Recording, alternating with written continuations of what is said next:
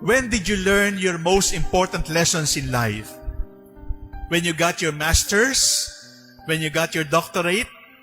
And your name was on the tarpaulin in the neighborhood congratulating you?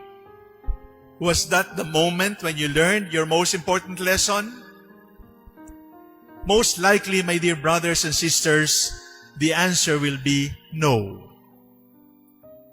Because as life goes on, we start to understand that the most important lessons in life we learn when we are most humiliated, when we are most problematic, when we are most forgotten, when we are most ridiculed, when we are most threatened, when we are at the brink of death, and then the lesson comes to us, and then we carry the lesson for the rest of our lives.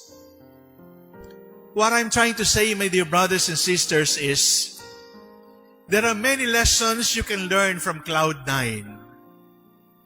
But the most important lessons you can learn when you are at the bottom of the pit. There are many lessons you can learn when you are champion. But the best lessons in life you will learn when you are defeated. There are many lessons in life you will learn when you are most popular.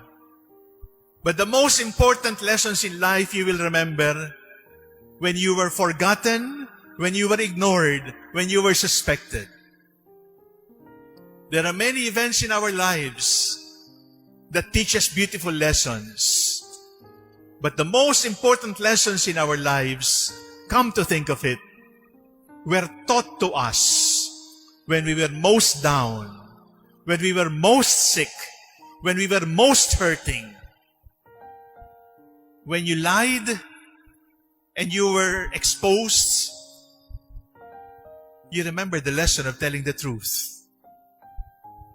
When you were sentenced guilty and you were sent to jail, now you remember the value of freedom. When you got sick and you were almost considered as dead and you were given 3 months to live, 6 months to live, or 3 days to live, and yet you survived, those moments are teaching moments.